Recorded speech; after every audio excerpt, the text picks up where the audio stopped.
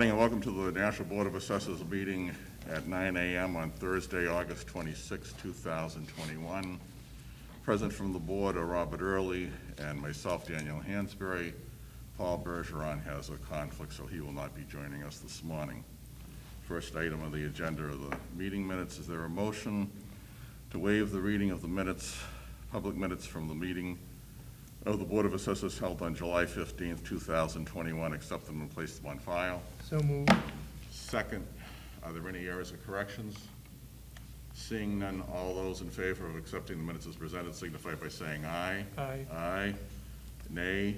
Ayes have it, motion carries. Is there a motion to waive the reading of the non-public meeting minutes from the meeting held on Thursday, July 15th, 2021, accept them and place them on file? So moved. Is there a second? Second, are there any errors or corrections? Seeing none, all those in favor of accepting the minutes as presented signify by saying aye. Aye. Aye. Nay. Ayes have it, motion carries. Is there a motion to waive the reading of the minutes of the Board of Assessors meeting from July 26, 2021, accept them and place them on file? So moved. Is there a second? Second, are there any errors or corrections? Seeing none, all those in favor of accepting the public minutes from July 26th as presented signify by saying aye. Aye. Aye. Opposed, nay. Ayes have it, motion carries. Is there a motion to waive the reading of the non-public meeting minutes from July 26, 2021, accept them and place them on file? So moved. Is there a second? Second, are there any errors or corrections? Seeing none, all those in favor of accepting the minutes as presented signify by saying aye. Aye. Aye. Opposed, nay. Ayes have it, motion carries. Mr. Chair? Yes. Do they have to be sealed? Well, that's reflected in the motion. Okay. Right. The communications, are there any communications? No communications? No communications. Okay. At this time, I will remotely recognize Ms. Monahan, who has some veterans credits to present to the board. Good morning, Ms. Monahan. Good morning. Can you all hear me okay? Yes, yeah. Great. So this morning I have 2 veterans credits that we recommend for approval. Okay. Are there any questions from Ms. Monahan? No questions. Is there a motion to accept the veterans credits recommendation as presented per the attached list? So moved. Is there a second? Second, any discussion? Seeing none, all those in favor of the motion signify by saying aye. Aye. Aye. Opposed, nay. Ayes have it, motion carries. Does that conclude your report, Ms. Monahan? It does. Thank you. Okay, thank you. At this time, I will recognize Mr. Gary Turgis, who has some residential abatement recommendations for us. Mr. Turgis? Good morning, Board. And I'm sorry to interrupt right away before you begin. At the top of the sheet, it says a meeting of the Board of Assessors is scheduled for Thursday, July 15th. I'm sorry, That should yeah. say August That should say. 26th. Yep. That's. Sorry, Mr. Turgis. No worries, that's a copy and paste mistake. Go right ahead. The first abatement that I have is for the property at 85 Concord Street. Taxpayer feels the market value of the property is $735. The taxpayers purchased the property for $785 in September of 2020. The sales analysis supports a market value of $745 with an equalized assessment of $618,400. Recommend approval for $618,400. Any questions on this abatement? Any questions, Mr. Turgis? Yes, I have a question. Gary, were there any deferred maintenance issues on that house or that they found out after they purchased? Yes, there was. Speaking with the taxpayer, the things that they found out was that all the fireplaces were non-functional. They had all been blocked off. They were led to believe that 1 or 2 of them were functional. The carriage house had no heat. Slate roof needed to be fixed in areas. The French drain for the basement was only working for half of the house, causing excess water in the basement. and that approximately a quarter of the house had no insulation. Those are the deferred maintenance items that they have listed. Okay, thank you. No Mr. further questions. Mr. Church, nothing on this house specifically. Is there a compression of prices going on in the residential market? By that, it seems like the entry-level homes are really going up in price.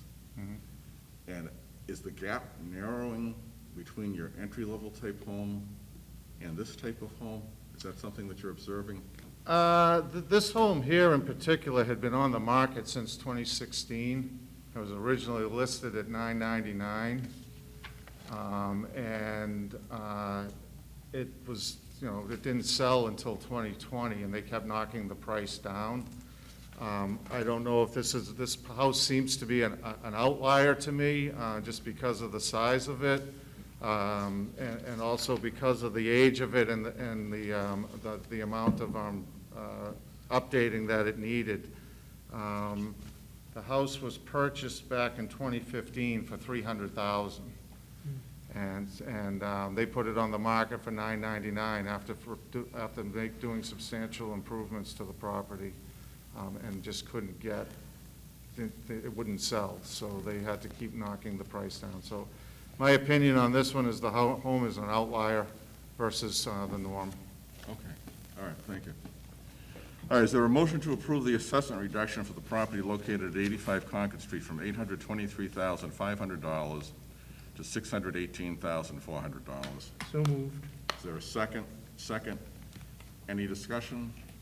Seeing none, all those in favor of the motion signify by saying aye. Aye. Opposed, say nay. Ayes have it, motion carries. Mr. Turgis?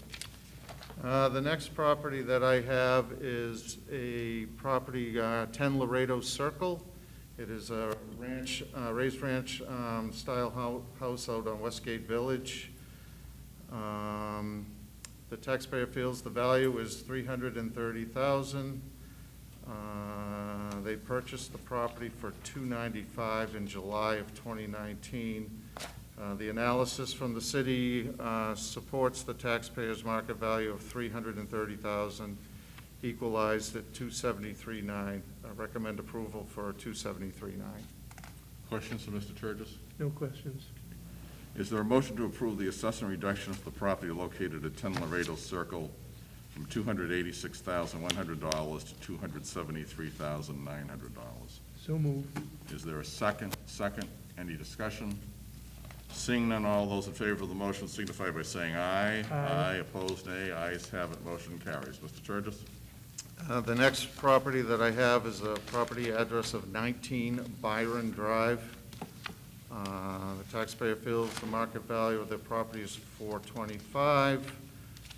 They purchased the property for $465,000 on October 1st, 2020. The sales analysis put together by the city supports a market value of $430,000 with an equalized assessment of $356,900. Recommend approval for $356,900. Any questions on this? Questions for Mr. No Turgis? questions. And of course, this is based on last year, correct? 2020, April 1st of 2020, yeah. Because, I mean, what's happening at the entry level, like there's a ranch on Raleigh Drive that just sold 1,196 square feet, one bathroom rather, on 2,700ths of an acre, sold for $430,000. 3 months ago, that's a raised ranch on that same street. 2 or 3 months ago, basically the same house sold for $410,000. He had an offer for $450,000, and there was some contingencies. He didn't want to deal with the contingencies, so he said he would take the offer for $410,000. But I mean, the market's not red hot; it's white hot with what's happening, particularly at the entry level homes. It's just incredible. Yep. Okay, so is there a motion to approve the assessment reduction for the property located at 19 Byron Drive from $396,300 to $356,900? So moved. Is there a second? Second. Any discussion? Seeing none, all those in favor of the motion signify by saying aye. Aye. Opposed?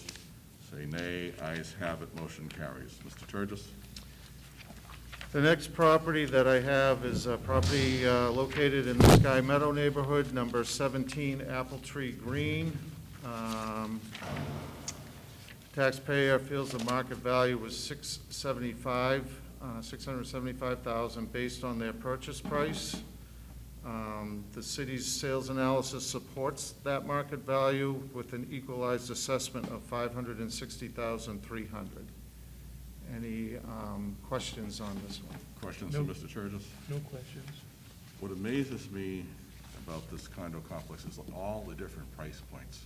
I mean, it's such a wide range from the garden style to this type of home.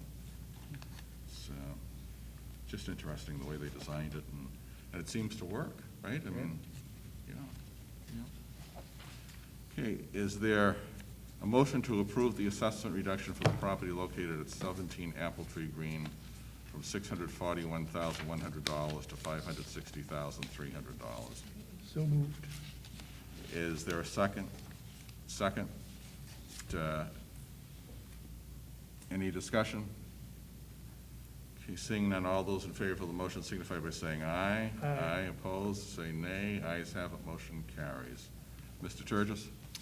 And the last abatement application I have is for 4 Governor's Lane. The taxpayer feels the market value is $525,000. They purchased the property for $525,000 on April 30th, 2019. The city's sales analysis supports a market value of $530,000 with an equalized assessment of $439,900.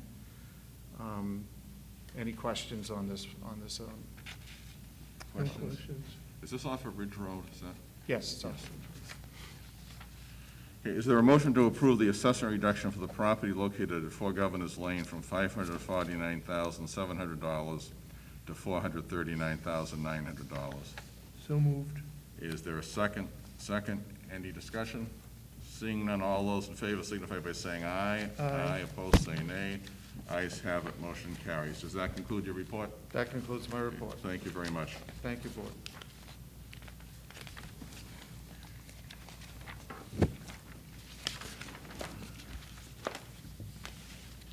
And at this time, we will recognize Mr. Mandel, who has some residential abatement recommendations for the board. Mr. Mandel, Thank you, Mr. Chairman. Good morning. good morning. The first item I have is a manufactured home located at 16 Bangor Street. It is uninhabitable. The city recommends that it be the assessment be reduced from $38,700 to $0, and we ask that it be a motion that include both 2020 and 2021. Are there any questions for Mr. Mandel? No questions. Is there a motion to approve the assessment reduction for the property located at 16 Bangor Street from $38,700 to $0 for the years 2020 and 2021? So moved. Is there a second? Any discussion? Seeing none, all those in favor of the motion signify by saying aye. Aye. Aye, opposed, say nay. Ayes have it, motion carries. Mr. Mandel? Thank you. The next item I have is an abatement for 8 Kipling Street. The taxpayers purchased the property for $529,900 back in January of 2020. Sales analysis supports that amount, and we recommend lowering the assessment from $499,800 to $439,800.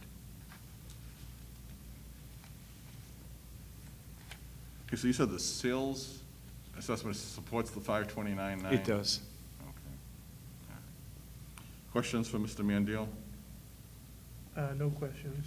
Is there a motion to approve the assessment reduction for the property located at 8 Kipling Street from $499,800 to $439,800? So moved. Is there a second? Second. Any discussion? Seeing none, all those in favor of the motion signify by saying aye. Aye. Opposed, say nay. Ayes have it, motion carries. Mr. Mandel? Thank you. The next item I have is similar to the first. It's a manufactured home. like the first one, we recommend that the assessment be lowered to 0, and that it include both 2020 and for 2021 as well. Questions of Mr. Mandiel? No questions. Is there a motion to approve the assessment reduction for the property located at 13 York Street from $25,300 to 0 for both 2020 and 2021? So moved. Is there a second? Second. Any discussion? Seeing none, all those in favor of the motion signify by saying aye. Aye. Opposed, say nay. Ayes have it, motion carries. Mr. Mandiel? Thank you. My next abatement application is for 9 Redwood Circle. The taxpayer actually purchased this property for $175,000 back in February of 2020. However, this was a distressed sale and unqualified. Sales analysis indicates that the market value for this property at the time was $211,000 with a proportionate assessment of $175,100. Therefore, the city recommends that this abatement be denied. Questions for Mr. Mandiel? Oh, this wasn't the one, there was no money given back at the purchase on this one, right? No. No other questions.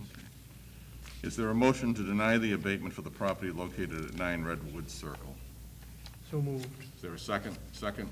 Any discussion? Seeing none, all those in favor of the motion signify by saying aye. Aye. Opposed, say nay. Ayes have it, motion carries. Mr. Mandiel? Thank you. The next abatement I have is for 16 Tacoma Circle. The taxpayer purchased this property in December of 2019 for $335,000.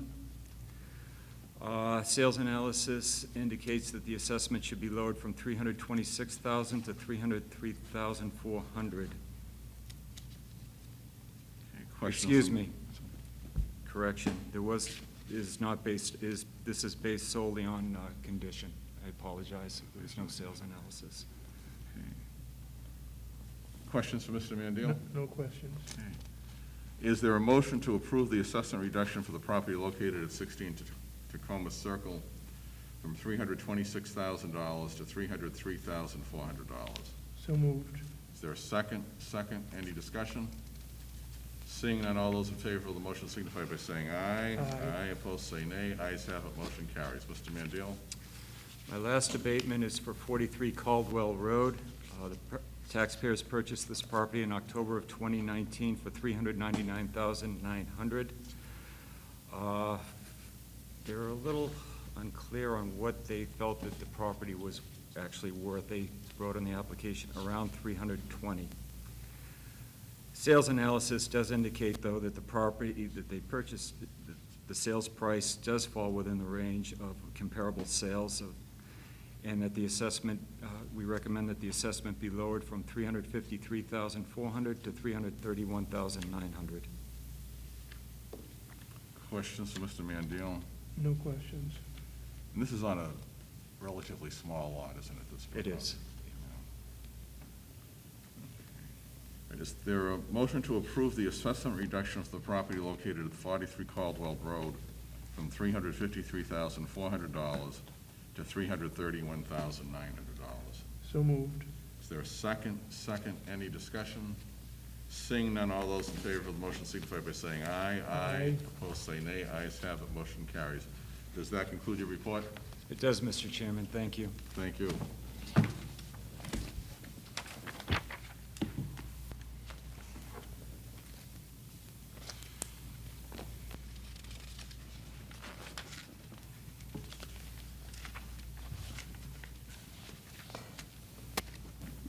Okay, at this time, the board will recognize Mr. Douglas Dame, who has some commercial abatement recommendations for us. Mr. Dame, Yes, thank you, and good morning. good morning. My first property is 310 Daniel Webster Highway in Nashua. It is the J.C. Penney Anchor Store. The 2020 assessment is $10,043,700. I am recommending a revised assessment of $8,189,700. I have a packet which I've submitted to the board, and I'd be happy to answer any questions that you may have. Questions for Mr. Dame? I just have one question. Doug, the taxpayer's representative seemed to provide very little in the way of backup, and this person has represented them in the past. Is that consistent with how he's done things in the past? That he's, This property does have a pro forma capitalization of net income, which was submitted with the application. The tax representative concluded the value of about $7.8 million market value, which means equalized the imputed or calculated equalization would be even lower than that. The property was the subject of discussion between the tax representative and assessing staff, as well as legal department, or not the legal department, but assessing staff regarding what would be a fair value. The taxpayer clearly feels that the rise in assessment from 2017 to 2018 of about, I believe it's like 17% was too high, and cited market data of two other settlements that have already occurred at the Pheasant Lane Mall, namely the Sears property and the Macy's property.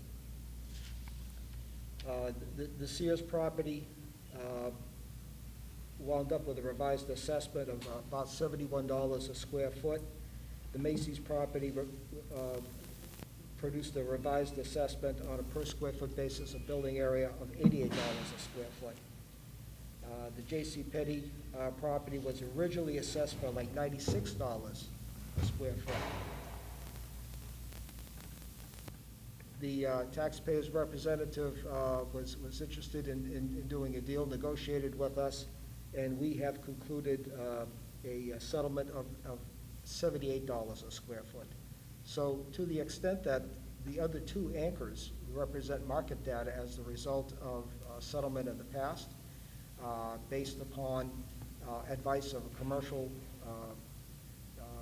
appraiser that we've hired, we took that into consideration. We engaged in negotiations to arrive at this compromised value. We feel it's a good deal for the city. I agree. I think it was a good approach, actually.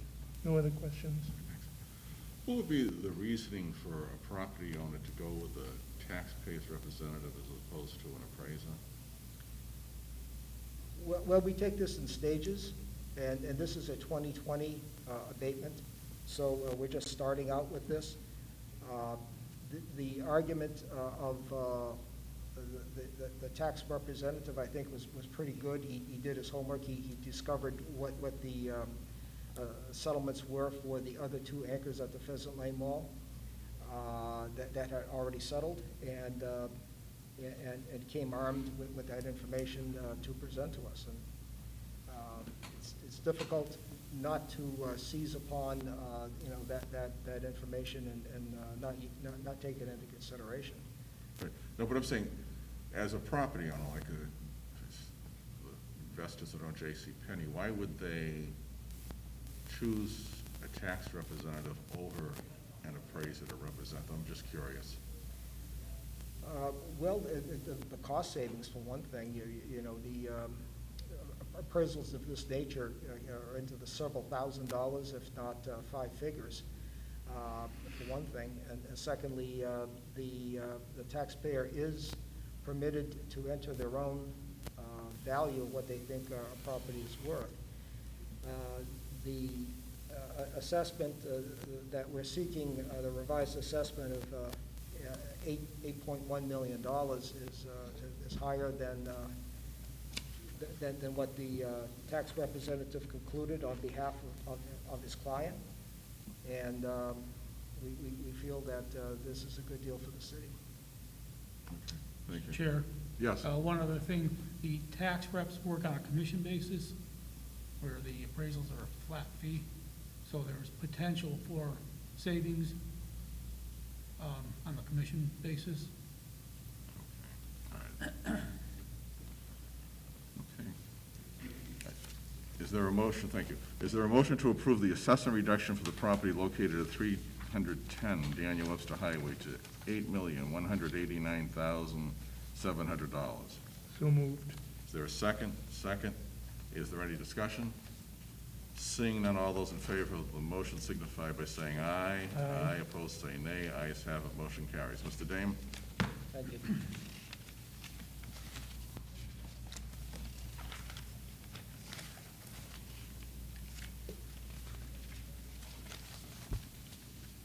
Next, I have two commercial condominiums located at 381 Main Street for the year 2020, tax year 2020, and this will carry forward until the next revaluation of 2022.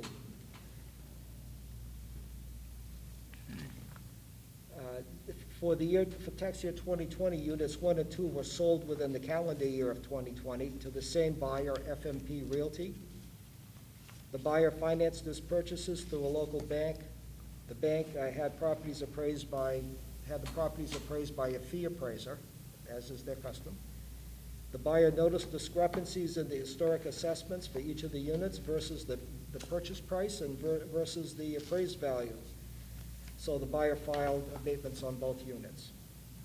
We reviewed the applications filed for 2020, and in light of the respective purchase prices disclosed on the deeds, as well as consideration of the appraised values submitted to us, we concluded that a reduction in assessed values were appropriate. And details of these abatement recommendations appear in the packets that you've received. Any questions for Mr. Dame? I have one question. It concerns the assessment that was very high. It seemed very high compared to what it sold for. Is there any explanation? I mean, it's in the 400s, and then he ends up buying it for 186. Oh, I'm sorry, 187.5. Correct. We were surprised to see that as well when the final assessments came out for 2018 by our contractor at that time. Certainly, that unit, which is Unit 1, is the smaller of the two units. We have two units there. Mm-hmm.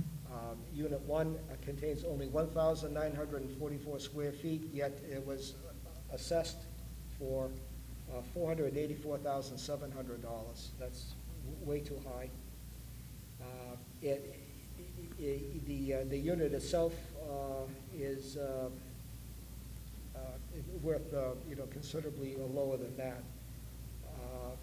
as evidenced by the sale that occurred. A sale occurred in October of 2020. The sale price was $187,533.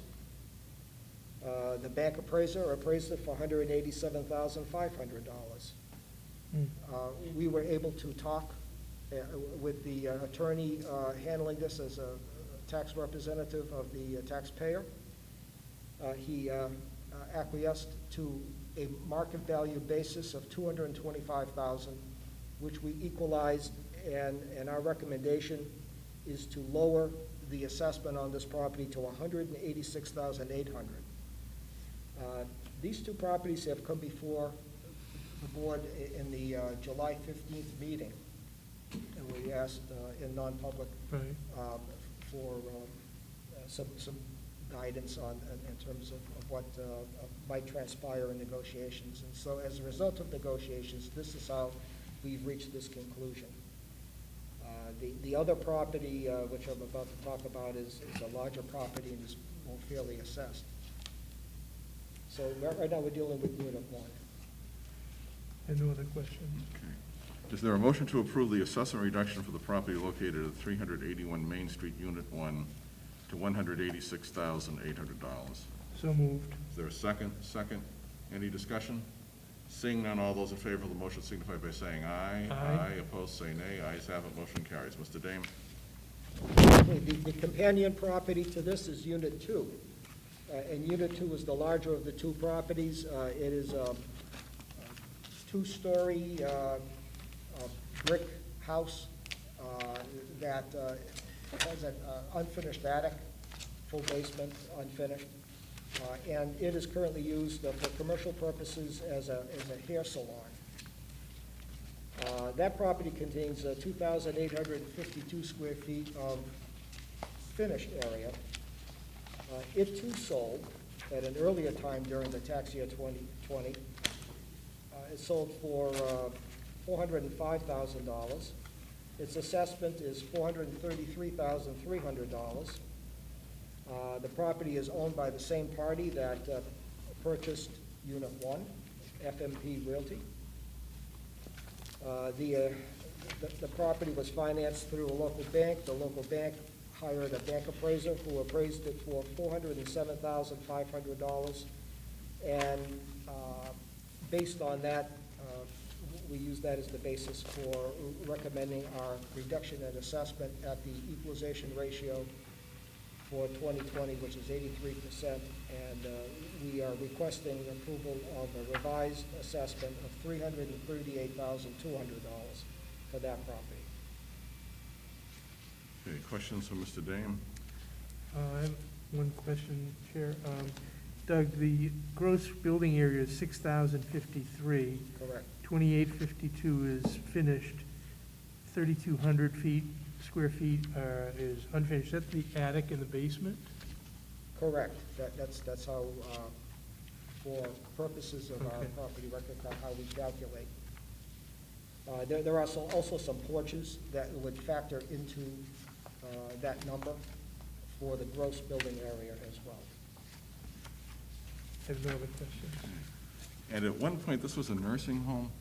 Yes, it was a small, independently operated nursing home many years ago, 15, 18 years ago, 20 years ago, something like that. It was converted from a nursing home to a commercial property. Unit 1, the smaller unit, it went through various uses. It was a veterinary clinic for a short period of time. It currently is a residential real estate agency office, sales office. And the house was always used for some sort of commercial use, like a hair salon, and now it's a hair salon and day spa. How many residents would they have been able to service in that nursing home? Do you have any idea? That's before my time, actually, so I don't know.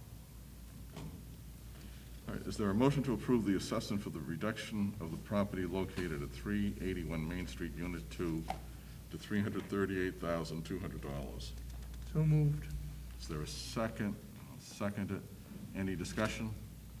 All those in favor of the motion signify by saying aye. Aye. Aye, opposed, say nay. Ayes have it. Motion carries. Does that conclude your report? It concludes my report on this segment of the meeting. Thank you.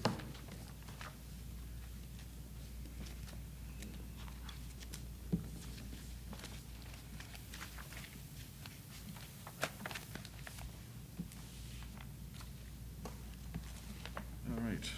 Good morning, Mr. Greg Turgis. Morning, Board. You have some commercial abatements for us. I do. The first one I have for you is 22 Concord Street, and it's also known as the Stark House. It is the White House at the fork in the road where Concord and Manchester split off. Was that used by the Red Cross years ago? Is that where they were? No, housed? it's in front of the Red Cross. It's in front of the Red Cross? Correct. Okay. All right. Which the Red Cross is now Bridges. They sold to Bridges.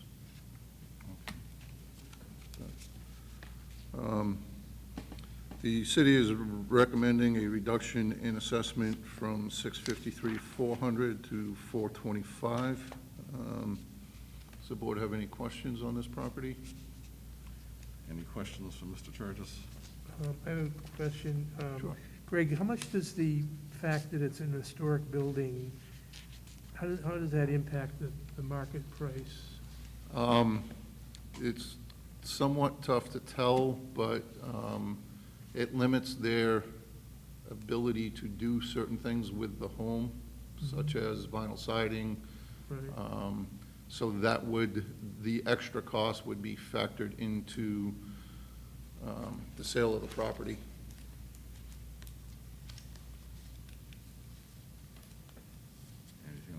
No other questions? And then, does this have any connection to John Stark? Do you know, is that hence the name of the Stark House? So there's no connection, just coincidental? I don't know. Don't know. Okay. All right, is there a motion to approve the abatement reduction to $425,000 for the property located at 22 Concord Street? So moved. Is there a second? I'll second that. Any discussion? Seeing none, all those in favor of the motion signify by saying aye. Aye. Opposed, say nay. Ayes have it, motion carries. Mr. Turgis? The second property I have for you is 191 Main Street. This is the old TD Bank building. This is, we had reached a settlement with the prior owners, TD Bank. I reached out to the new owner about their abatement. They were satisfied with the value we settled with TD Bank and are comfortable with that value going forward. Questions for Mr. Turgis? No questions. I was downtown yesterday. They're doing some, decorating, some signage or whatever on the outside of that building. Is something starting to happen there?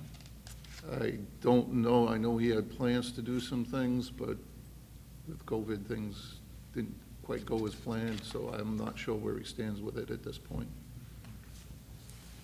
All right, is there a motion to approve the abatement reduction to $1,218,600 for the property located at 191 Main Street? So moved. Second, any discussion? Seeing none, all those in favor of the motion signify by saying aye. Aye. Opposed, say nay. Ayes have it, motion carries. Does that conclude your report? It does. Thank you. Thank you. Is there any unfinished business to come before the board? No. We have reached the public comment section of the meeting, and Mrs. Ortolano had requested some additional time. I was granted her request. So if you'd come forward and sit at either of those two seats, please, Mrs. Ortolano. And if you could state your name and address as usual for the record, please. Sure.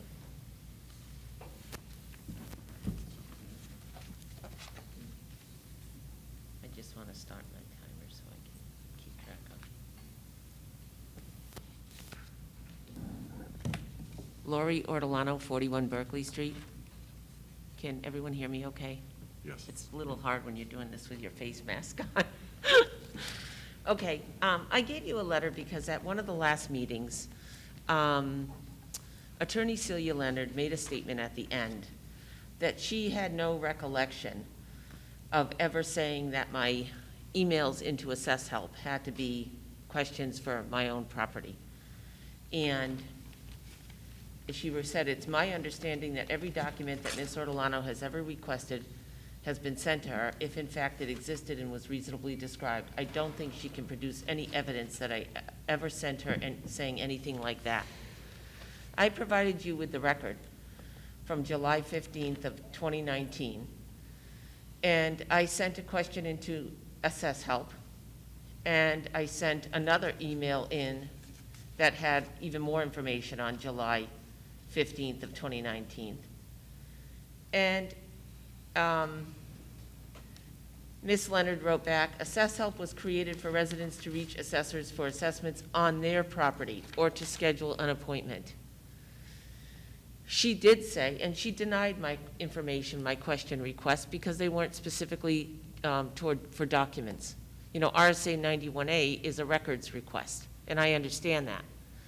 But the DRA has regulations where citizens can go in and speak to assessors about property issues that are not necessarily in compliance with 91A. That's why it's set up that way. I mean, there are properties, and I watched at that time, especially after the update, literally hundreds of people come in and have their questions answered. They weren't RSA 91A document requests. I didn't even know the Assess Help line existed until the summer of 2019, and it was Ms. Colhoun who said, I send my questions into Assess Help. Doug Dame usually assists me. I said, I'm going to try that. Why not? And then when I did it, I was denied, and it wasn't an avenue for me. And this legal office has a short memory about how things operated in there and the walls they put up for when I wanted information. I do think, and you know, Attorney Bolton also said to me, in the early days with my abatement, when I was upset that I couldn't get a meeting with the assessors and Greg Turgis did not respond to my questions, he said, we're under no obligation to respond to you. In fact, the DRA came back with a different answer and said, yes, they are. The assessors are supposed to respond to you. It doesn't have to be one assessor, it could be a chief, somebody. But under the DRA regulations, yes, they're supposed to respond to your requests. But the city was able to effectively usurp that on an individual they didn't like because I was digging into information. And you know, to this day, my husband and I scratch our head and think that it took 7 years for us to get our property fixed, and it was absolutely absurd. It should have been recognized right away. The first year we came in and I had the assessor come out to the house after it was jacked up $240,000, there should have been a, oh, okay, wait a minute, let's get this right. And, you know, we went through so much. The other thing Ms. Leonard spoke about was, and the letter was cut out, that, you know, she spoke about my arrest at City Hall. And Rick Vincent said something to me recently when I was down in the assessing office regarding coming in with my abatement, those 2 abatements to stamp. First of all, I responded, I've followed the abatement process for 3 years. And for 3 years, in my opinion, it has not been followed per procedure, through policy in the book. We don't do what we say we're going to do. First come, first serve isn't really done. Responding to every citizen based on their evidence isn't really done. Stamping abatement applications last year, you didn't set up a process for that at all. I don't know why. It wasn't a pandemic issue. I know you had renovations, but you had a person in the front. I believe that assessors were working in Kim Kleiner's office or staff, and I had confirmation that that was the fact. And Rick Vincent said to me, you know, Lori, when you came in to get those abatements stamped and you went up to legal, they could have never helped you because they didn't have your paperwork. I said, Rick, if you look at me on film, I'm carrying the abatements with me. I'm doing the process that was in the book. Come in with your abatements, get them reviewed and stamped. Now, I emailed them first, and no one responded to the emails twice. I sent it to the wrong address to Rick Vincent in Lebanon, but I sent it into Assess Help, where people would send them. And for some reason, the city has no record of those. I have 6 emails from different citizens that don't come up in the email search. So what I want to tell you, as Board of Assessor members, when people send email into Assess Help, it doesn't always get received. And it literally goes missing. There's no accountability for it. I have 6 of them that are sitting in a lawsuit now to say, where did they go? They're not there. So, you know, after sending the email in twice on the 17th and 20th, after phone calls, 2 phone calls, nobody responded. In my general sense of City Hall, unlike other agencies, City Hall is very non-responsive on the phone. I mean, I've heard so many people tell me nobody picks up the phone.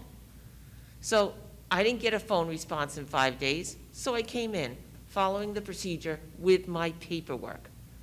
And I was admitted without an appointment because the website obviously didn't say I needed an appointment. 1, to go to Ms. Kleiner's office, 2, to go to the legal office. There was no appointment posting on the website. So I came, and the woman let me in. So when Celia Leonard says, Mrs. Ortolano knows we don't stamp abatements in our office, typically that's true. But we don't have an assessing office under construction. We don't have a pandemic on top of it. And all of the communications about the abatement issues were going to legal. Jesse Newman and the legal office were handling them because that's the way they wanted it to operate for anything coming in from Ms. Colhoun or I. So they knew what the concern was on stamping the applications. Honestly, if somebody had been in Ms. Kleiner's office, it was 9:30 in the morning. I really thought somebody would be here. Dark, lights off, door closed. Nobody was in. I went to the mayor's office, dark, lights off, nobody in, door locked. The legal office, the girl was there. I mean, it was a simple request for citizen work. And it got blown into something that should have never happened. And really, it was Celia Leonard who took this up a notch, very happily, to do that. I think she's a despicable attorney. It was the cuntiest behavior I have ever seen out of somebody, ridiculously inappropriate. And we shouldn't be arresting our citizens in City Hall, especially over abatements. Ridiculous. So, you know, her little story just did not fly with me at all. And you people should be concerned about it. Lastly, I asked the police to investigate this Board of Assessors for not complying with RSA 7616. And Dan, you lawyered up and got the recommendation not to talk to the police about reviewing abatement applications. Personally, I think you should resign. To sit at this board, to review people's abatements, and be comfortable taking yourself out of an investigation because you know you had communications with Ms. Wally.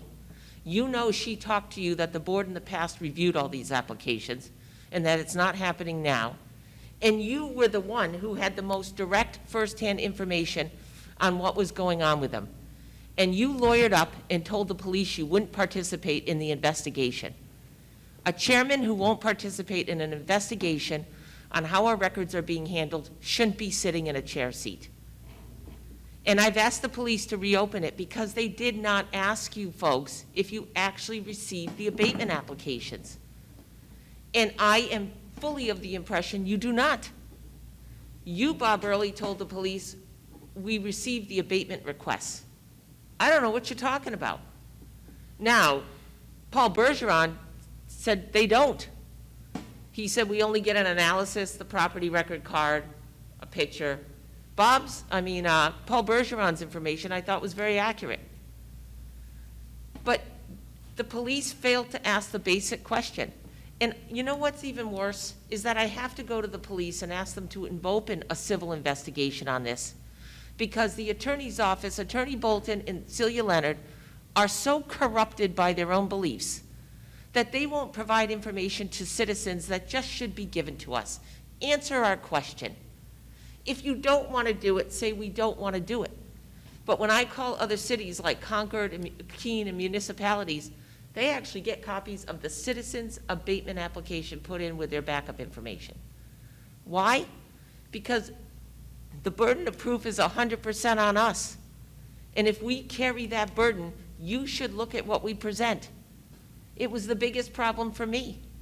I did an evidence-based, sales-based abatement, and you folks threw it in the trash, threw out my sales data, and went with a data correction.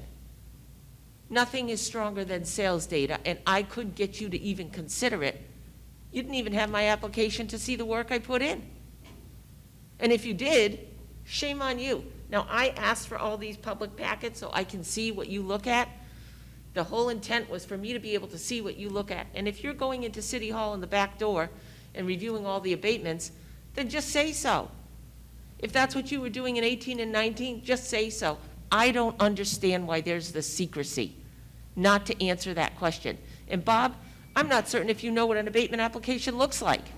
Because when you tell the police I receive all the abatement requests, I said to them, that's not abatement applications. Does he mean whatever the assessor put in the packet?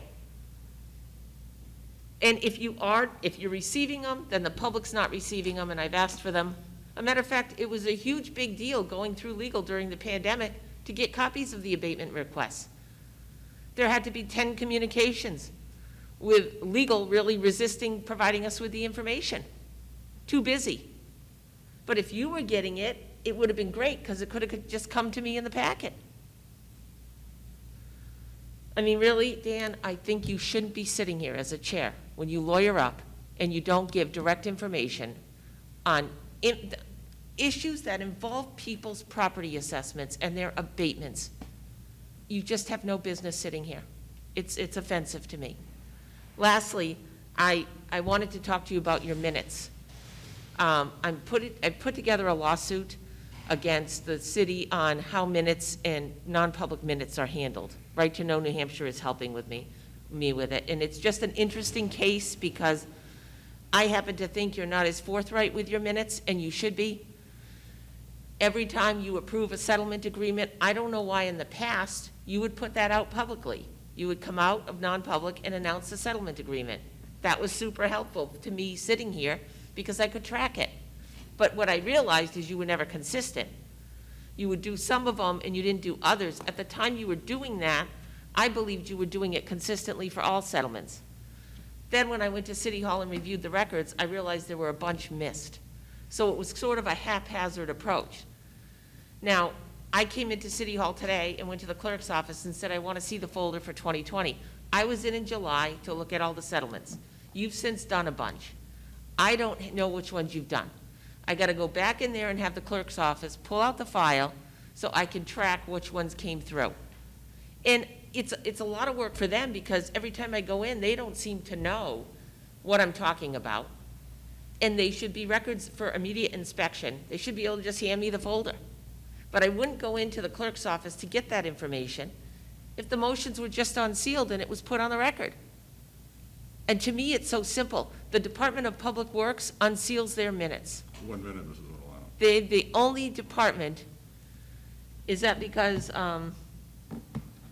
what was my time limit? It was 15 minutes. Yeah, okay. The Department of Work unseals them, makes them available to the public, and I think they're the only agency that follows the true intent and spirit of 91A to release information that should be publicly released. You manage, $10 billion of valuation, abate millions of dollars, seal them off, and make it very difficult for the public to obtain that. Thank you. Are there other members of the public who wish to address the board? Is there anybody out in cyberspace that's waiting to address us?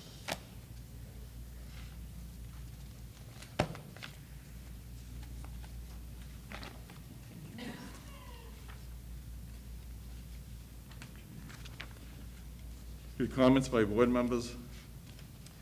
No comment. I just have 2 comments. One, I have absolutely no recollection of that conversation with Mrs. Wally that Mrs. Ortolano referenced. And I was told by the detective I was under no obligation whatsoever to come in, and I made the decision not to go in. So I was completely within my rights to do that.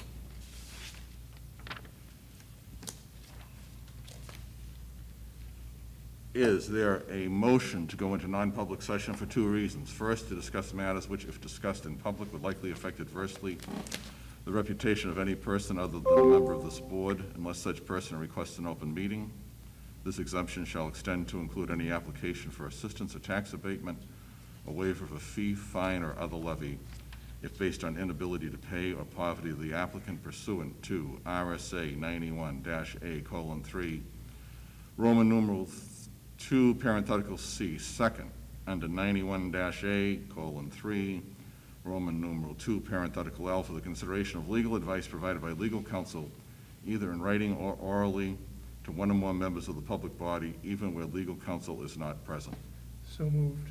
Is there a second? I will second that. I will call the roll. Mr. Early? Yes. Mr. Hansberry? Yes. Motion is adopted. Let the record show that we have entered non-public session at 9:53 a.m. I would ask the members of the public to please leave the meeting.